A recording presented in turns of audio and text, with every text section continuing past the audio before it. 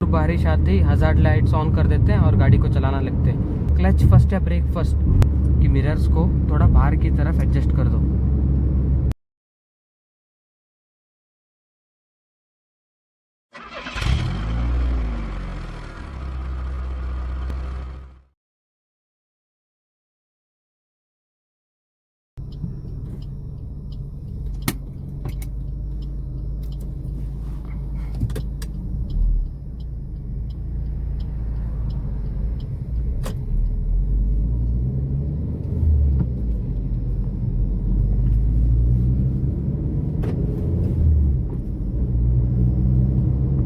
Hello everyone, आज मैं ऐसे हाईवे पे निकला था तो सोचा हाईवे पे वीडियो बना दूं।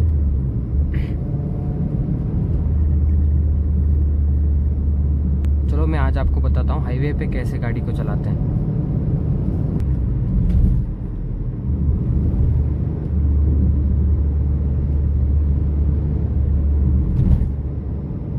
पहली बात, कॉन्फिडेंट बिल्ड कर दो। डरने की कोई ज़रूरत नहीं है, पैनिक मत होना। सिचुएशन कैसा भी रहे, पैनिक होने की ज़रूरत नहीं है। मिरर के ऊपर ध्यान रहना चाहिए। और मैंने पहले ही आपको बताया था कि मिरर्स को थोड़ा बाहर की तरफ एडजस्ट कर दो, क्योंकि हाईवेज पे ब्लाइंड स्पॉट्स ज़्यादा रहते हैं। देखो, उनको बाहर की तरफ ऐसे एडजस्ट कर दो ताकि आपको सब कुछ क्लियरली नज़र आए। और इस मिरर के ऊपर भी ध्यान रखना, क्योंकि ऐसे 4 लाइन हाईवे में कोई भी रूल नहीं मानता है कि राइट साइड से ओवरटेकिंग करना है। सब लोग, देखो अभी मैं राइट लेन में चल रहा हूँ, अपने स्पीड के हिसाब से 80 to 100 पे चल रहा हूँ, तो उसको मन मर्जी है तो वो लेफ्ट से निकालेगा गाड़ी, वो रूल नहीं देखेगा, कुछ भी नहीं देखेगा।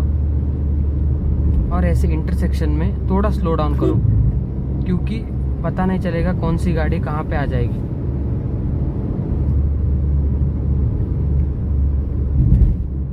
जब भी थोड़ी रोड गीली है तो थोड़ा देख के, जहाँ पानी है पानी को उड़ाने के चक्कर में ना व्हील स्किड हो जाते हैं, मतलब प्रॉब्लम्स क्रिएट करोगे आप।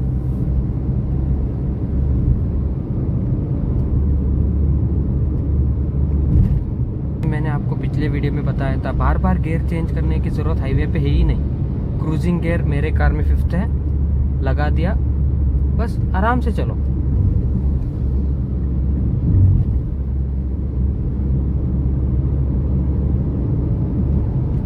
मुझे वहाँ पे यू टर्न लेनी है, आपको दिखाऊंगा मैं यू टर्न कैसे लेते हैं हाईवे पे। सेम है, सिटी की तरह ही लेना है, लेकिन यहाँ पे क्या होता है, व्हीकल्स बहुत स्पीड में रहते हैं। अभी मैंने गियर डाउन कर ली, उस तरफ देखा, बहुत बार इस तरफ भी देख लो, क्योंकि लोग इधर से भी आते, इधर एक इंटरसेक्ट, और गाड़ी को मोड़ लो। अभी तो समझो मेरे पीछे कोई गाड़ी नहीं आ रहे थे, मैं आराम से मोड़ लिया। अगर सिचुएशन मतलब टाइट रहती है, बहुत से गाड़ी स्पीड पे चल रही है, तो यू टर्न लगाती अपना स्पीड बढ़ा लो, क्योंकि पीछे वाले गाड़ी कंट्रोल में नहीं ला सकती। उसके भी मतलब वो लोग भी बहुत स्पीड में रहते हैं, और ऊपर से अगर ट्रक है ना तो पंगा लेना ही मत, क्योंकि उन लोगों में ब्रेक्स नहीं लगती है। अगर कंटेनर व्हीकल है और लोडेड गाड़ी है तो ब्रेक्स नहीं लगेंगे उनके, तो उनके आगे तो रिस्क लेना ही मत। वेट करो, पैनिक मत हो जाओ, आराम से चलो। तो बारिश आते ही हज़ार्ड लाइट्स ऑन कर देते हैं और गाड़ी को चलाना लगते हैं। इसी के वजह से बहुत ही मिसअंडरस्टैंडिंग हो जाती है और एक्सीडेंट्स होने लगती है। अगर बंदा हज़ार्ड लाइट ऑन करने के बाद इंडिकेटर्स देगा तो पीछे वाले बंदे को पता नहीं चलेगा कि वो किस तरफ मुड़ने वाला है। ये देखिए, अभी जस्ट ब्रेक से स्लो डाउन करो और चलो। क्लच को दबाने की ज़रूरत नहीं है तब तक स्पीड आपकी कम ना हो जाए और गियर चेंज करने की ज़रूरत। इमरजेंसी सिचुएशन है, क्लच फर्स्ट या ब्रेक फर्स्ट आप पूछेंगे तो मैं बोलूँगा ब्रेक फर्स्ट। अभी देखो, मेरे को उस तरफ लेना है, लेन चेंजिंग इंडिकेटर्स लगा दी और निकलने लगा, बस। अभी मुझे फिर से इस तरफ आना है, तो बस वो 3 सेकंड 3 बार ब्लिंक होके वो बंद हो जाएगी। 2012 से जो भी गाड़ी आ रहे हैं, ये सब फीचर्स उसमें कॉमन ही है।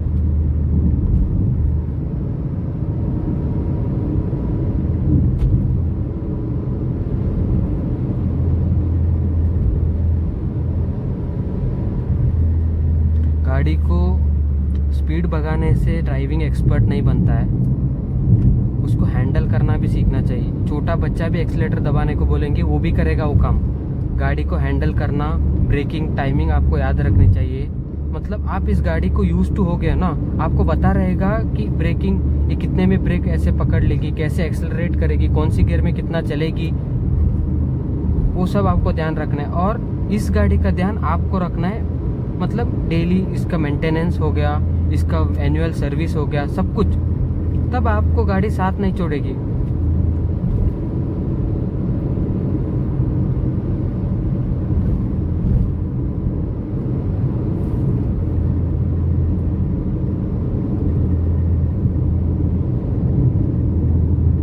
और आपके लिए कोई अगला बंदा रूल्स फॉलो करे या ना करे, आप करो, क्योंकि हम सोसाइटी को चेंज नहीं कर सकते। वो अभी मैंने बहुत से ड्राइवरों को देखा है, उनसे अभी मैं पूछूंगा तो वो बोलेंगे हम पुराने ज़माने से ऐसे ही गाड़ी चलाते आ रहे हैं, हमको ये सब मत बताओ। बोलने वाले हैं, मेरे कमेंट सेक्शन में भी है, मेरे डीएम्स में भी बोलते हैं। मैं उन लोगों के लिए नहीं सिखा रहा हूँ, जो अच्छे नॉलेजेबल ड्राइवर बनना चाहते हैं उनको सिखा रहा हूँ। सीखना है सीखना नहीं है आपके ऊपर छोड़ा हूँ मैं।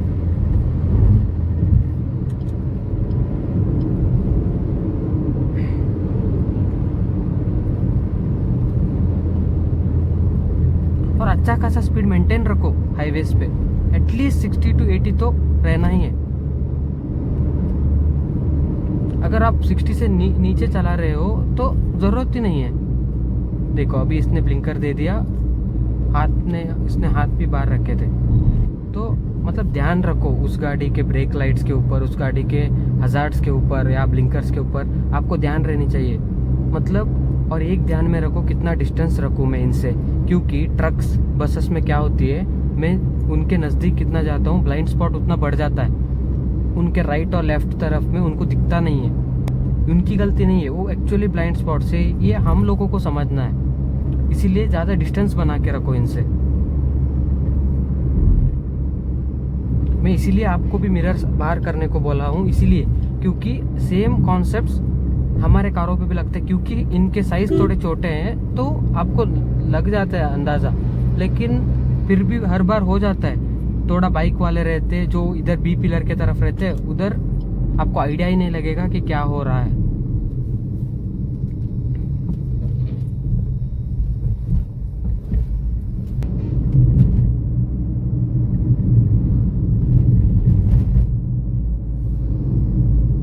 और कर्विंग्स में ओवरटेकिंग अवॉइड ही कर दो, ज़रूरत ही नहीं है। 2 मिनट लेट से पहुंचेंगे, कोई ज़रूरत नहीं। कर्विंग्स में ओवरटेकिंग नहीं। अगर आप बिगिनर्स हो तो उसको ट्राई भी मत करो, क्योंकि बिगिनर्स में क्या होता है, आप जिस हिसाब से चल रहे हो आगे वालों को पता नहीं आप ड्राइविंग सीख रहे हो या नहीं। उसके बाद में आप पैनिक हो जाते हो। वो अगर सामने से जल्दी आ गया तो आपको पता नहीं चलेगा क्या करना है। गाड़ी को बचाने के चक्कर में इधर उधर मोड़ देते हो, गाड़ी इधर उधर टच हो जाएगी। बहुत डेंजर है वो सिचुएशंस।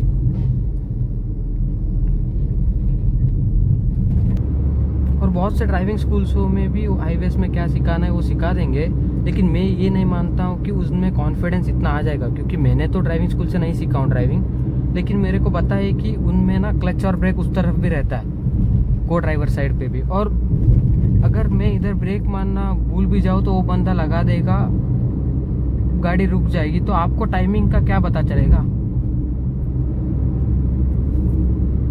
और ड्राइविंग सीखने के लिए बेस्ट गाड़ी ऑल्टो, स्विफ्ट, इन जैसे हैचबैक से चुनो। मैं बताता हूँ रीजंस, इसीलिए क्योंकि इनमें ना बॉनेट दिखता नहीं है। कितने भी हाइट रो, आप 6 फीट रो, 6.1 रो, इनमें आपको हुड कम्प्लीटली नहीं दिखेगा। जस्ट ए वाइपर का जो आपको दिख रहा है वही, उसके आगे कुछ नहीं दिखेगा। इसमें एक बेनिफिट है, आप जजमेंट सीख जाओगे। अगर आप कॉम्पैक्ट एसयूवी, क्रेटा, ब्रेजा, उन सबों में क्या होता है कि आपको बॉनेट दिखता है और उसके हिसाब से आप जजमेंट ले पाओगे। मैं बोलता हूँ इसमें सीखो, आपको जजमेंट सही से आ जाएगा।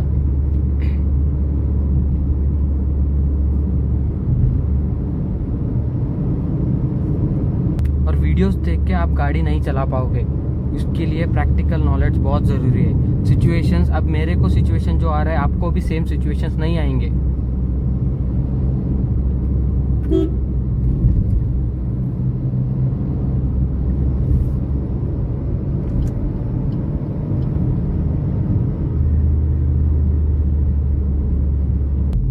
बहुत से लोग डीएम कर रहे थे कि आप कहाँ से हो।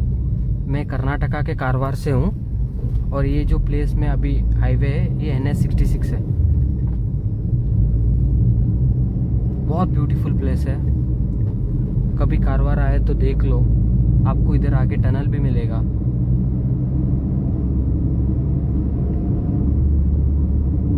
बहुत मस्त जगह है ये।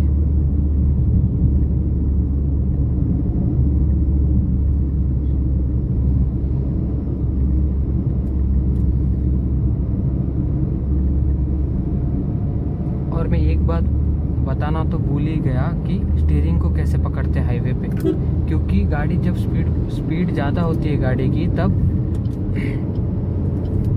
स्टीयरिंग टाइट हो जाती है और थोड़ा भी इधर उधर आप करोगे तो स्टीयरिंग में मतलब क्या होता है वो ज़्यादा रिस्पॉन्सिबल हो जाती है स्टीयरिंग। इसीलिए मैं कहता हूँ कि 10 और 2 पोजीशन समझो, इसको एक क्लॉक के जैसे समझो। ये 12 है, 1 2 3 4 5 6 7 8 9 10 ऐसे, और 10 और 2 को पकड़ो टाइट से।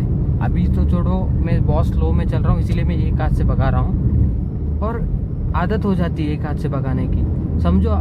नहीं, वो एक्चुअली रूल के हिसाब से ऐसे ही भगाओ, क्योंकि स्टीयरिंग का कंट्रोल आपके हाथ में रहेगा। अगर एक हाथ से अगर स्टीयरिंग स्लिप भी हो जाता है दूसरा हाथ पकड़ लेगा उसे।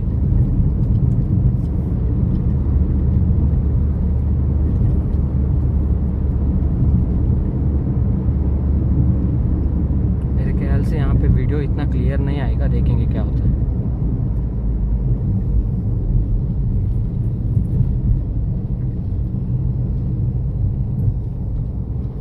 इसको देखिए, ये बंदा उस तरफ जाने वाला है, ये इधर से आ रहा है। वही मैं बोल रहा हूँ ना, आपके लिए कोई और बंदा रूल्स को फॉलो नहीं करेगा।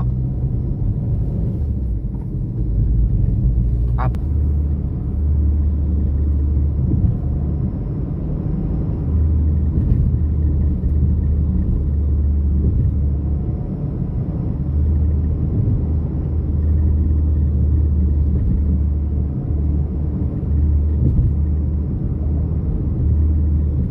अगर ये वीडियो आपको बहुत इन्फॉर्मेटिव लगी हो तो इसको लाइक करिए, सब्सक्राइब करिए। ये मेरा 3rd व्लॉग है। मैंने बहुत कोशिश की है इसमें बात करने की। मैं कोई स्क्रिप्ट या कुछ नहीं यूज़ करता हूँ, जस्ट मेरा नॉलेज मैं आपको बता रहा हूँ, यूज़ करो। Thank you so much for watching.